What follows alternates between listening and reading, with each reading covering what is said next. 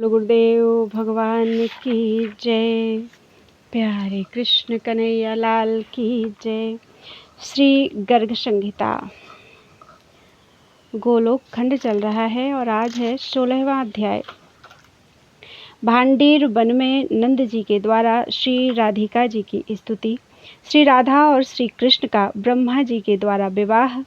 ब्रह्मा जी के द्वारा श्री कृष्ण का स्तवन तथा नव दंपत्ति की मधुर लीलाएं। श्री नारद जी कहते हैं, राजन, एक दिन नंद जी अपने नंदन को अंक में लेकर लाल लड़ाते और गौएं चराते हुए खिरक के पास से बहुत दूर निकल गए। धीरे धीरे भांडीर वन में जा पहुँचे, जो कालिंदी नीर का स्पर्श करके बहने वाले तीरवर्ती शीतल समीर के झोंके से कंपित हो रहा था।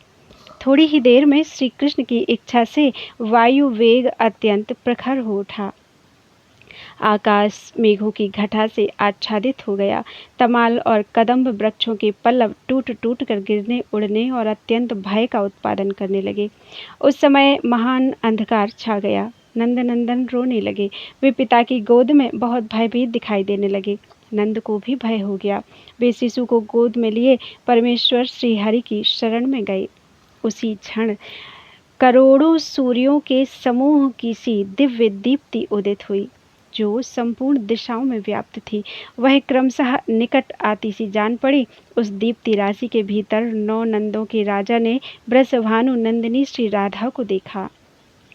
वे करोड़ों चंद्रमंडलों की कांति धारण किए हुए थी। उनके श्रीअंगों पर आदि वर्ण नील रंग के सुंदर वस्त्र शोभा पा रहे थे। चरण प्रांत में मंजीरों की धीर ध्वनि से युक्त नूपुरों का अत्यंत मधुर शब्द हो रहा था। उस शब्द में कांची कलाप और कंकड़ों की झनकार भी मिली थी। रत्नमय हार, मुद्रिका और बाजूबंदों की प्रभा से वे और भी उद्भासित हो रही थी। नाक में मोती की बुलाक और नकवेसर की अपूर्व शोभा हो रही थी। कंठ में कंठा, सीमंत पर चूड़ामणि और कानों में कुंडल झलमला रहे थे। श्री राधा के दिव्य तेज से अभिभूत होकर नंद ने तत्काल उनके सामने मस्तक झुकाया और हाथ जोड़कर कहा, राधे, ये साक्षात पुरुषोत्तम हैं और तुम इनकी मुख्य प्राण वल्लभा हो। यह गुप्त रहस्य मैं गर्ग जी के मुख से सुनकर जानता हूँ। राधे, अपने प्राणनाथ को मेरे अंक से ले लो। ये बादलों की गर्जना से डर गए हैं। इन्होंने लीलावश यहाँ प्रकृति के गुणों को स्वीकार किया है, इसीलिए इनके विषय में इस प्रकार भयभीत होने की बात कही गई है। देवी, मैं तुम्हें नमस्कार करता हूँ। तुम इस भूतल पर मेरी यथेष्ट रक्षा करो। तुमने कृपा करके ही मुझे दर्शन दिया है। वास्तव में तो तुम सब लोगों के लिए दुर्लभ हो।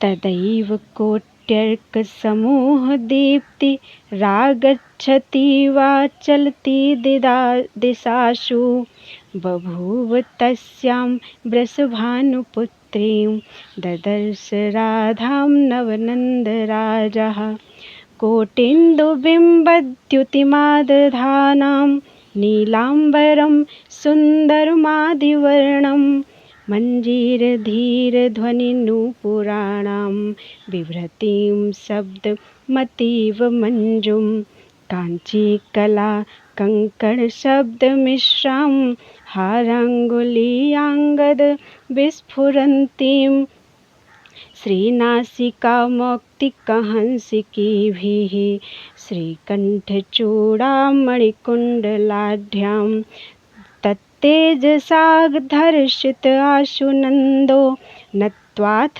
तामाह कृताञ्जलिः सन् अयं तु साक्षात् पुरुषोत्तमस्त्वं प्रियासि मुख्यासि सदैव राधे। गुप्तं त्विदं गर्ग मुखेन वेद्मि ग्रहाण राधे निजनाथमङ्कात् एनं ग्रहं प्रापय मेघभीतं वदामि चेत्थं प्रकृतेर्गुणाढ्यं नमामि तुभ्यं भुवि रक्ष मां त्वं यथेप्सितं सर्वजनैर्दुरापा। श्री राधा ने कहा, नंद जी तुम ठीक कहते हो, मेरा दर्शन दुर्लभ ही है। आज तुम्हारे भक्ति भाव से प्रसन्न होकर ही मैंने तुम्हें दर्शन दिया है। श्री नंद बोले, देवी यदि वास्तव में तुम मुझ पर प्रसन्न हो तो तुम दोनों प्रिया प्रियतम के चरणारविंदों में मेरी सुदृढ़ भक्ति बनी रहे। साथ ही तुम्हारी भक्ति से भरपूर साधु संतों का संग मुझे सदा मिलता रहे। साथ ही तुम्हारी भक्ति से भरपूर साधु संतों का संग मुझे सदा मिलता रहे। प्रत्येक युग में उन संत महात्माओं के चरणों में मेरा प्रेम बना रहे। श्री नारद जी कहते हैं, राजन तब तथास्तु कहकर श्री राधा ने नंद जी की गोद से अपने प्राणनाथ को दोनों हाथों में ले लिया। फिर जब नंदराय जी उन्हें प्रणाम करके वहाँ से चले गए, तब श्री राधिका जी भांडीर वन में गईं। पहले गोलोक धाम से जो पृथ्वी देवी इस भूतल पर उतरी थीं, वे उस समय अपना दिव्य रूप धारण करके प्रकट हुईं। उक्त धाम में जिस तरह पद्म रागमणि से जटित सुवर्णमयी भूमि शोभा पाती है, उसी तरह इस भूतल पर भी ब्रजमंडल में उस दिव्य भूमि का तत्क्षण अपने संपूर्ण रूप से आविर्भाव हो गया। वृंदावन काम पूरक दिव्य वृक्षों के साथ अपना दिव्य रूप धारण करके शोभा पाने लगा। कलिंद नंदिनी यमुना भी तट पर सुवर्ण निर्मित प्रासादों तथा सुंदर रत्नमय सोपानों से संपन्न हो गई। गोवर्धन पर्वत रत्नमयी शिलाओं से परिपूर्ण हो गया। उसके स्वर्णमय शिखर सब ओर से उद्भासित होने लगे। राजन, मतवाले भ्रमरों तथा झरनों से सुशोभित कंदराओं द्वारा वह पर्वतराज अत्यंत ऊंचे अंग वाले गजराज की भांति सुशोभित हो रहा था। उस समय वृंदावन के निकुंज ने भी अपना दिव्य रूप प्रकट किया। उसमें सभा भवन, प्रांगण तथा दिव्य मंडप शोभा पाने लगे। वसंत ऋतु की सारी मधुरिमा वहाँ अभिव्यक्त हो गई। मधुपों, मयूरों, कपोतों तथा कोकिलों के कलरव सुनाई देने लगे। निकुंजवर्ती दिव्य मंडपों के शिखर सुवर्ण रत्नादि से खचित कलशों से अलंकृत थे। सब ओर फहराती हुई पताकाएं उनकी शोभा बढ़ाती थीं। वहाँ एक सुंदर सरोवर प्रकट हुआ, जहाँ सुवर्णमय सुंदर सरोज खिले हुए थे और उन सरोजों पर बैठी हुई मधुपावलियाँ उनके मधुर मकरंद का पान कर रही थीं। दिव्यधाम की शोभा का अवतरण होते ही साक्षात पुरुषोत्तमोत्तम घनश्याम भगवान श्री कृष्ण किशोरावस्था के अनुरूप दिव्य देह धारण करके श्री राधा के सम्मुख खड़े हो गए। उनके श्रीअंगों पर पीतांबर शोभा पा रहा था। कौस्तुभ मणि से विभूषित हो हाथ में बंसी धारण किए वे नंदनंदन राशि राशि मनमथों को मोहित करने लगे। उन्होंने हंसते हुए प्रियतमा का हाथ अपने हाथ में थाम लिया और उनके साथ विवाह मंडप में प्रविष्ट हुए। उस मंडप में विवाह की सब सामग्री संग्रह करके रखी गई थी। मेखला, कृशा, सप्तमृत्तिका और जल से भरे कलश आदि उस मंडप की शोभा बढ़ा रहे थे। वहीं एक श्रेष्ठ सिंहासन प्रकट हुआ, जिस पर वे दोनों प्रिया प्रियतम एक दूसरे से सटकर विराजित हो गए और अपनी दिव्य शोभा का प्रसार करने लगे। वे दोनों एक दूसरे से मीठी मीठी बातें करते हुए मेघ और विद्युत की भांति अपनी प्रभा से उद्दीप्त हो रहे थे। उसी समय देवताओं में श्रेष्ठ विधाता भगवान ब्रह्मा आकाश से उतरकर परमात्मा श्री कृष्ण के सम्मुख आए और उन दोनों के चरणों में प्रणाम करके हाथ जोड़ कमनीय वाणी द्वारा चारों मुखों से मनोहर स्तुति करने लगे। श्री ब्रह्मा जी बोले, प्रभु आप सबके आदि कारण हैं, किंतु आपका कोई आदि अंत नहीं है। आप समस्त पुरुषोत्तमों से उत्तम हैं। आप समस्त पुरुषोत्तमों में उत्तम हैं। अपने भक्तों पर सदा वात्सल्य भाव रखने वाले और श्री कृष्ण नाम से विख्यात हैं। अगणित ब्रह्मांडों के पालक पति हैं। ऐसे आप परात्पर प्रभु राधा प्राण वल्लभ श्री कृष्ण चंद्र की मैं शरण लेता हूँ। आप गोलोक धाम के अधिनाथ हैं। आपकी लीलाओं का कहीं अंत नहीं है। आपके साथ ये लीलावती श्री राधा आपके साथ ये लीलावती श्री राधा अपने लोक नित्य धाम में ललित लीलाएं किया करती हैं। जब आप ही बैकुंठनाथ के रूप में विराजमान होते हैं, तब ये वृषभानु नंदिनी ही लक्ष्मी रूप से आपके साथ सुशोभित होती हैं। जब आप श्री रामचंद्र के रूप में भूतल पर अवतीर्ण होते हैं, तब ये जनक नंदिनी सीता के रूप में आपका सेवन करती हैं। आप श्री विष्णु हैं और ये कमल बन वासिनी कमला हैं। जब आप यज्ञ पुरुष का अवतार धारण करते हैं, तब ये श्री जी आपके साथ दक्षिणा रूप में निवास करती हैं। आप पति शिरोमणि हैं तो ये पत्नियों में प्रधान हैं। आप नरसिंह हैं तो ये आपके हृदय में रमा रूप से निवास करती हैं। आप ही नर नारायण रूप से रहकर तपस्या करते हैं। उस समय आपके साथ ये परम शांति के रूप में विराजमान होती हैं। आप जहाँ जिस रूप में रहते हैं, वहाँ तदनुरूप देह धारण करके ये छाया की भांति आपके साथ रहती हैं। आप ब्रह्म हैं और ये तटस्था प्रकृति। आप जब काल रूप से स्थित होते हैं, तब इन्हें प्रधान प्रकृति के रूप में जाना जाता है। जब आप जगत के अंकुर महान महत्तत्व रूप में स्थित होते हैं, तब ये श्री राधा सगुणा माया रूप से स्थित होती हैं। जब आप मन, बुद्धि, चित्त और अहंकार इन चारों अंतःकरणों के साथ अंतरात्मा रूप से स्थित होते हैं, तब ये श्री राधा लक्षणावृत्ति के रूप में विराजमान होती हैं।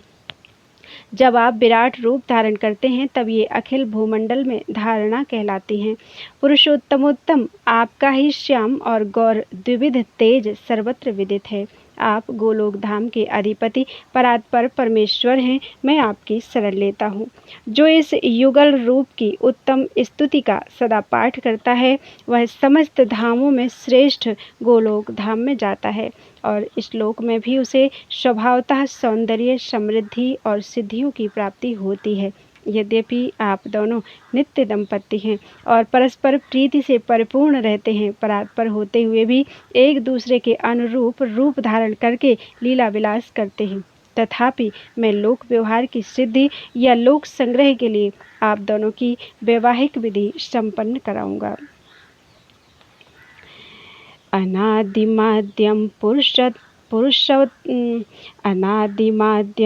पुरुषोत्तमोत्तम श्री कृष्ण चंद्रम निज भक्त वत्सलम स्वयं त्वसंख्याण्डपतिं परात्परं राधापतिं त्वां शरणं व्रजाम्यहं। गोलोकनाथस्त्वमतीव लीलावतीयं निजलोकलीला वैकुण्ठनाथोऽसि यदा त्वमेव लक्ष्मीस्तदेयं वृषभानुजाहि। त्वं रामचन्द्रो जनकात्मजेयं भूमौ हरेस्त्वं कमलालयेयं यज्ञावतारोऽसि यदा तदेयं श्रीर्दक्षिणा स्त्री पतिपत्नीमुख्यौ। त्वं नारसिंहोऽसि रमाहृदयं नारायणस्त्वं च नरेण युक्तः तदा त्वयं शान्तिरतीव साक्षात् छायेव याता च तवानुरूपा। त्वं ब्रह्मचेयं प्रकृतिस्तटस्था कालो यदेमां च विदुः प्रधानं महान् यदा त्वं जगदङ्कुरोषि राधा तदेयं सगुणा च माया। यदान्तरात्मा विदितश्चतुर्भिस्तदा त्वयं लक्षणरूपवृत्तिः यदा विराट्देहधरस्त्वमेव तदाखिलं वा भुवि धारणेयं।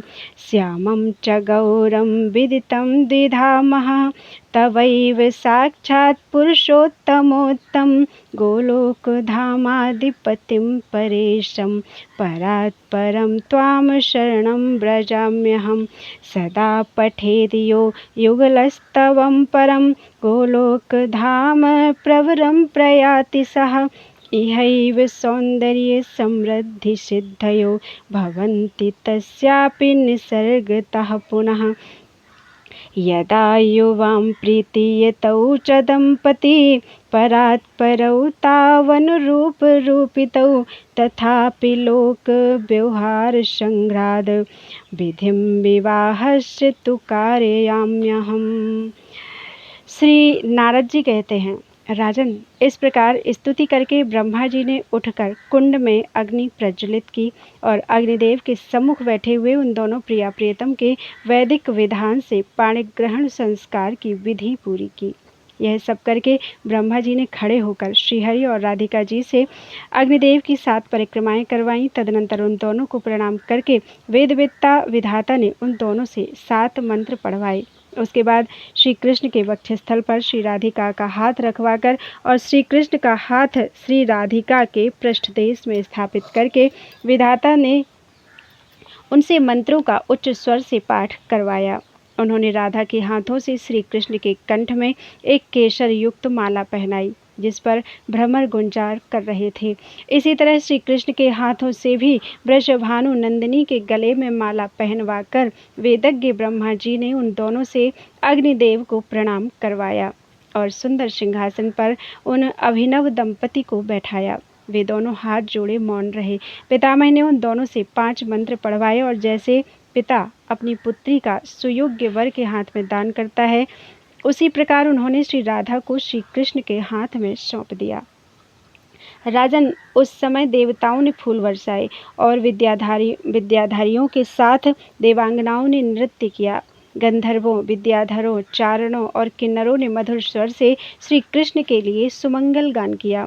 मृदंग, वीणा, मुरचंग, वेणु, शंख, नगारे, दुंदुभी तथा करताल आदि बाजे बजने लगे तथा आकाश में खड़े हुए श्रेष्ठ देवताओं ने मंगल शब्द का उच्च स्वर से उच्चारण करते हुए बारंबार जय जयकार किया।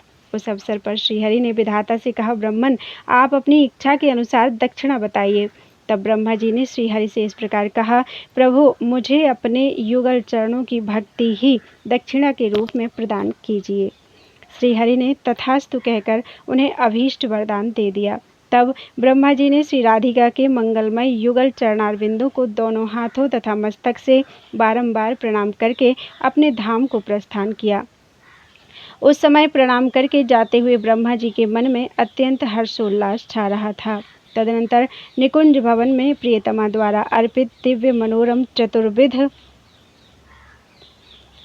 अन्न परमात्मा श्रीहरि ने हंसते हंसते ग्रहण किया और श्री राधा ने भी श्री कृष्ण के हाथों से चतुर्विध अन्न ग्रहण करके उनकी दी हुई पान सुपारी भी खाई।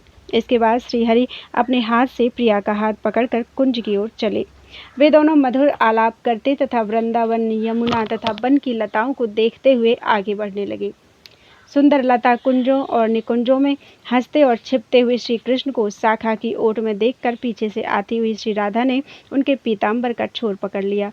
फिर श्री राधा भी माधव के कमलोपम हाथों से छूटकर भागी और युगल चरणों के नूपुरों की झनकार प्रकट करती हुई यमुना निकुंज में छिप गई।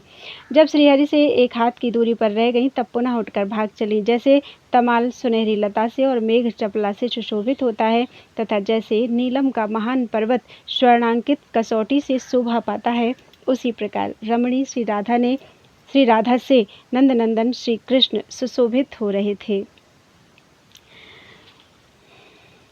रास रंग स्थली के निर्जन प्रदेश में पहुंचकर श्रीहरि ने श्री राधा के साथ रास का रस लेते हुए लीला रमण किया। भ्रमरों और मयूरों के कूजन से मुखरित लताओं वाले वृंदावन में वे दूसरे कामदेव की भांति विचर रहे थे। परमात्मा श्री कृष्ण हरि ने जहाँ मत वाले भ्रमर गुंजारव करते थे, बहुत से झरने तथा सरोवर जिनकी शोभा बढ़ाते थे और जिनमें दीप्तिमती लता बल्लरियां प्रकाश फैलाती थीं, गोवर्धन की उन कंदराओं में श्री राधा के साथ नृत्य किया। तत्पश्चात श्री कृष्ण ने यमुना में प्रवेश करके वृषभानुनंदिनी के साथ विहार किया। वे यमुना जल में खिले हुए लक्षदल कमल को राधा के हाथ से छीनकर भाग चले। तब श्री राधा ने भी हंसते हंसते उनका पीछा किया और उनका पीताम्बर, बंसी तथा बैंत की छड़ी अपने अधिकार में कर ली। श्रीहरि कहने लगे, मेरी बांसुरी दे दो। तब राधा ने उत्तर दिया, मेरा कमल लौटा दो। तब देवेश्वर श्री कृष्ण ने उन्हें कमल दे दिया। फिर राधा ने भी पीताम्बर, वंशी और बैंत श्रीहरि के हाथ में लौटा दिए। इसके बाद फिर यमुना के किनारे उनकी मनोहर लीलाएं होने लगीं। तदनंतर भांडीर वन में जाकर ब्रज गोप रत्न श्री नंदनंदन ने अपने हाथों से प्रिया का मनोहर श्रृंगार किया। उनके मुख पर पत्र रचना की, दोनों पैरों में महावर लगाया, नेत्रों में काजल की पतली रेखा खींच दी तथा उत्तम उत्तम रंगों और रत्नों और फूलों से भी उनका श्रृंगार किया। इसके बाद जब श्री राधा भी श्रीहरि को श्रृंगार धारण कराने के लिए उद्यत हुई, उसी समय श्री कृष्ण अपने किशोर रूप को त्याग कर छोटे से बालक बन गए। नंद ने जिस शिशु को जिस रूप में राधा के हाथों में दिया था, उसी रूप में वे धरती पर लौटने और भय से रोने लगे। श्री हरि को इस रूप में देखकर श्री राधिका जी भी तत्काल विलाप करने लगी और बोली, हरे मुझ पर माया क्यों फैलाते हो। इस प्रकार विषादग्रस्त होकर रोती हुई श्री राधा से सहसा आकाशवाणी ने कहा, राधे इस समय सोच न करो, तुम्हारा मनोरथ कुछ काल के पश्चात पूर्ण होगा। यह सुनकर श्री राधा शिशु रूपधारी श्री कृष्ण को लेकर तुरंत ब्रजराज की धर्मपत्नी यशोदा जी के घर गईं और उनके हाथों में बालक को देकर बोली, आपके पतिदेव ने मार्ग में इस बालक को मुझे दे दिया था। उस समय नंद गृहिणी ने श्री राधा से कहा, वृषभानु नंदिनी राधे तुम धन्य हो, क्योंकि तुमने इस समय जबकि आकाश मेघों की घटा से आच्छन्न है, वन के भीतर भयभीत हुए मेरे नन्हे से लाला की पूर्णतया रक्षा की है। यूँ कहकर नंदरानी ने श्री राधा का भली भांति सत्कार किया और उनके सद्गुणों की प्रशंसा की। इससे वृषभानु नंदिनी श्री राधा को बड़ी प्रसन्नता हुई। वे यशोदा जी की आज्ञा लेकर धीरे धीरे अपने घर चली गईं। राजन, इस प्रकार श्री राधा के विवाह की परम मंगलमयी गुप्त कथा का यहाँ वर्णन किया गया। जो लोग इसे सुनते, पढ़ते अथवा सुनाते हैं, उन्हें कभी पापों का स्पर्श प्राप्त नहीं होता। इस प्रकार श्री गर्ग संहिता में गोलोक खंड के अंतर्गत श्री नारद बहुलाशु संवाद में श्री राधिका के विवाह का वर्णन नामक 16वां अध्याय पूरा हुआ। बोलो वृंदावन बिहारी लाल की जय। त्वदीयं वस्तु गोविंदम तुभ्यमेव समर्पयेत्।